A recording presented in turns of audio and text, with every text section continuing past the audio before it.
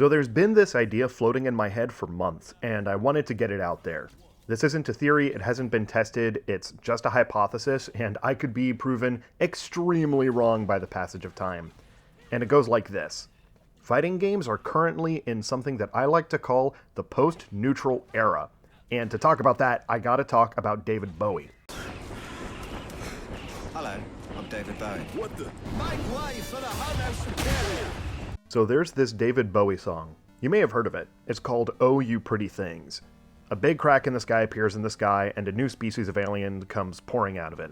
But they're not like little Roswell Greys. They look like humans, but they're like tall, bronzed Greek gods. They're smarter, better, stronger than us mere mortals, and so they get named the Homo Superior. Eventually, humans start having kids with the alien Homo Superiors, and then more and more and more, until humans are essentially going extinct over several generations, being outbred by an invasive species. I think it's easy to read the text as written and see nothing but xenophobia, and truth be told, there's probably some amount of that in here, but let me put forward my reading of the text.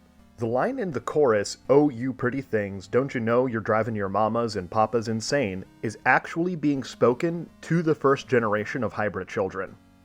This song is a reflection on generational change, and the existential dread of being left behind. The children, by their grandparents' own admittance, are prettier, they're stronger, smarter, better, but they're different, and they're new, and that is terrifying.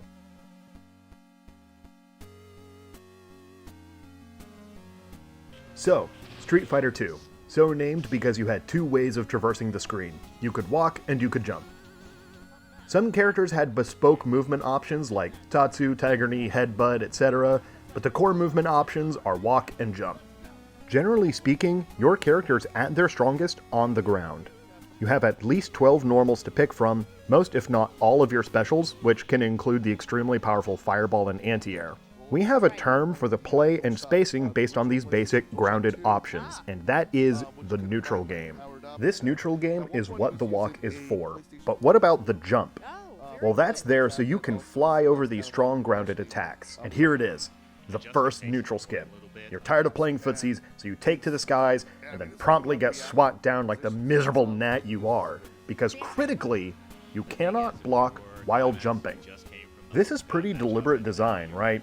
Jumps follow this preset arc, they're high enough to get you over most grounded normals, but prevent you from using your fundamental defensive tool.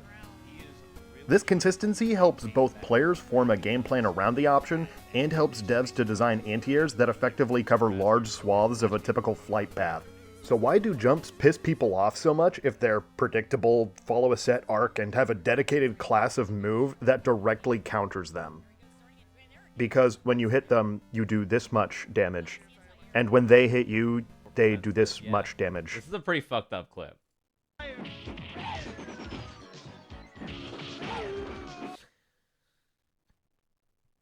But it ain't the 90s no more. We're cooler and sexier now, and the brain damage soup du jour is no longer leaded gasoline. It's Twitter.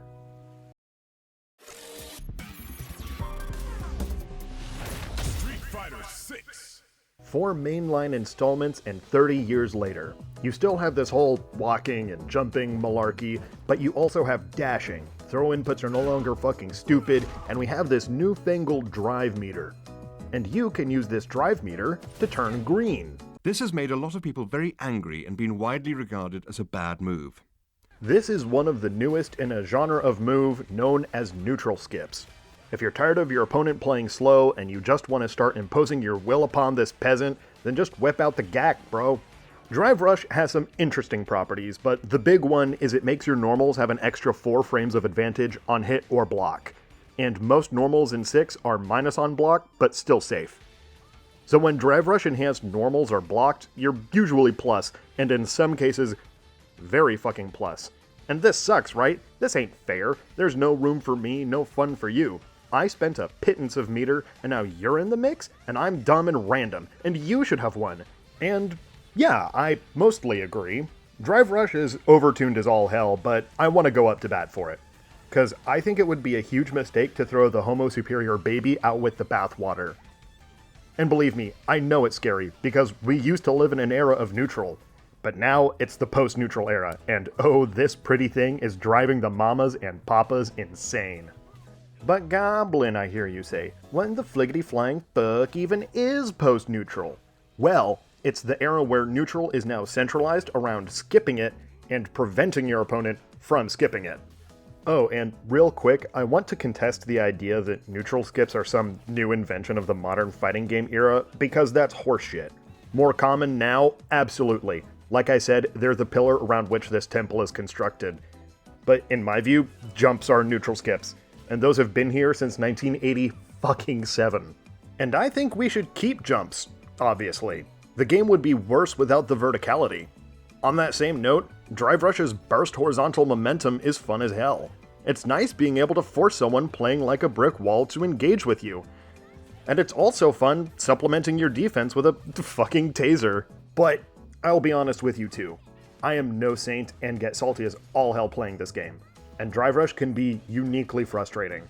One of the major reasons it can feel so bad to fight is that there is no equivalent of the DP, which is a, usually, foolproof tool that's outright immune to the option it's meant to beat and gives a reward afterwards, be it a resource or continued pressure. Now, I wouldn't go so far as to say that we need Drive Rush immune moves, but we need something. There's also the problem of resources. It costs 1 bar out of 6 to get access to this powerful option, and your block string can often burn more than it costs and build you more than it costs to do this in the first place. On top of that, you get pushed back when you get hit out of a Drive Rush, so oftentimes in order to get a punish worth your while, you need to spend 3 drive for a DRC. DRC being its own separate can of worms, but one broken thing at a time. Then there's fireballs. Fireballs do, in fact, check Drive Rush pretty effectively, but they're still not foolproof, and they're still what I think are the biggest problem with Drive Rush. Raw Drive Rush is strong enough, but Fireball Drive Rush is insane. Street Fighter 6 already has this bizarre habit of giving Fireball characters some of the best normals in the game, but add to that the bullshit that is Fireball Drive Rush, and all you need is 1 bar and a dream, and to be at the range where you already want to be to throw fireballs. Oh, there, but for the grace of God goes poor defenseless Guile. But none of these are the issue with Drive Rush, because there is none. There is no singular, monolithic problem with the mechanic. It has dozens of tiny, compounding issues. But even still, I love Drive Rush. I think it gives this game a unique flavor, and I happen to quite like that flavor. But it could be better. The balance of this dish could be improved upon. I see this new generation of fighting games, and it scares me. Especially looking at things like Tekken 8's infamous Season 2 patch. There totally exists the potential for all of the added aggression to collapse in on itself, like the hyper-offense singularity of Gen 9 OU, for all 2 of the viewers who will understand that reference. But the solution lies in adaptation and acceptance. So what if this game has a strong universal option? Cool, good. People were rightfully whining for those to come back for the whole lifespan of Street Fighter V. So how do we make Drive Rush more funner? It's overtuned, but it needs to stay strong to keep its identity. Well, a wise Jam Sam once said that it's best to give feedback like you're a patient at the doctor's, and I'm inclined to agree. So let's try listing off what makes me feel bad about Drive Rush. Gotta use the symptoms to diagnose the root problem. So number 1, with a bullet, Fireball into Drive Rush gives me a glimpse of entropy. And second, this drive meter swing is criminal. Third, whiffing a Drive Rush is obnoxiously safe. This game has an extremely sexy system in place for whiff punishing, yet a lot of strong options like this here feel impossible to check. And fourth, checking Drive Rush already feels hard, but the pushback on hit often makes conversions outright fail, and that makes me cry. And number 5, I lied to you, you fucking moron. There is a genre of move that's designed to beat Drive Rushes, and it's these. They're often a character's crouching medium punch. They're typically cancelable mids with a forward disjoint, and they come out between 6 and 8 frames.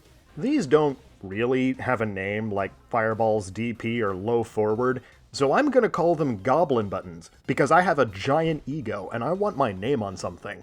Frankly, a lot of these Goblin buttons aren't up to snuff. Either their range sucks, or their follow-ups are too expensive, or they're not worth the risk of eating a Drive Rush. I am of the opinion that in the same way every single character deserves a strong, consistent anti-air that gives some sort of reward for countering a specific option your opponent selected, characters deserve strong, consistent goblin buttons that either lead to good knockdown or a good resource. But it's not up to the devs. We can't just wait for them to fulfill our wish lists like they're Santa. We should get some help from them, yeah, but ultimately it's up to us, the players, to adapt. If you complain about jumps, you should practice and lab your anti-airs. If you don't like drive rushes, you should practice and lab your goblin buttons and their follow-ups. Or think outside the box. If they always rush at a certain range, backdash and make it whiff, then punish. I don't know, indomitable human spirit and all that shit. I want to make it clear that you are well within your rights to complain about drive rush, but you gotta do it right, and that means proving that you're not just complaining because you lose to it. Fighting games are so fucking cool and sexy because they put your level of fun in your hands, and they lose that fun when you lose your agency. Ultimately, that's what I want the balance changes to focus on going forward. That careful, measured risk-reward. Good decisions and execution consistently being rewarded, just like how it is now when you have a strong anti-air game. This video has been a lot more scatterbrained than I wish it was, but I think yet another complete redo on the script would actually genuinely physically kill me, so let me give the quick TLDR. Post-neutral fighting games are exciting when you ain't got a bitch in your ear telling you it's lame. It's fast, it's addicting, and it helps prevent those times when your opponent just runs away and you feel helpless to stop it. Are these options overtuned right now? Yeah, obviously, but look at 2XKO, Beam Meta DBFZ, and late Tekken 7. Devs want games to be fast and aggressive, so they made pressure and offense better and better and better. But it was too much, and players pushed back by slowing the game down. So Street Fighter VI made a compromise. A new, cheap option that lets you get in for free and force your opponent's hand, but without the liquefying offense of something like Wild Assault, Heat, or whatever depraved shit Dragon Ball players are getting up to these days. And look, without the ability to force offense, matches can get extremely slow and tedious. Look at CVS2, a game that I love and hold near and dear to my heart. Oftentimes, the strongest thing you can do is stand very, very far away and press a very, very long and hard to contest button, and after a while, that gets pretty fucking boring. So if you come from older fighting games, instead of completely disowning these titles, try embracing what makes these things unique and exciting. And I have every confidence that once devs and players fully wrap their heads around these new tools, it will be a massive boon for the whole genre. Well worth the growing pains we're feeling right now. Honestly, I'm just kind of shocked people don't like games adding neutral skips. They add a whole new facet of play, and hell, it gives us more stuff to lab. But beyond all that, neutral skip is a deliberately inflammatory term. They aren't skipping neutral at all. They've always been a part of the dance of neutral, and I think it's disingenuous to pretend otherwise. And if you just don't vibe with this, that's fine too. Everyone is entitled to their own thoughts and preferences, so just stick to older games. Exercising your discretion is a good and healthy thing to do. But all of this is to say, we don't have to make way for the Homo superior. They're still our grandkids. Join hands with them and celebrate. Humans are becoming better. Fighting games are becoming better. Different? Yeah. Existential? Totally. But even now, fighting games of today will become the fighting games of yesterday, and they'll usher in an even newer era of even better games. So let's all enjoy the ride, and rest easy knowing that our favorite genre is one of evolution and not stagnation. Yo, thank you so much for watching all the way through. I'm a very amateur video maker, in case that wasn't obvious, and I've never made an editorial style video before, especially one with such a weird analogy as Bowie sci-fi lyrics and fighting games. So thank you for sticking through. Big shoutouts to Reverend for editing that Venture Bros clip in the beginning, my friend Large in Charge for helping me look over the script, my mom for giving me a free view, hi mom, and thank you Capcom for announcing a patch in 3 weeks.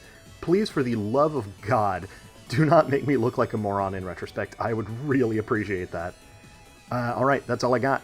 Peace.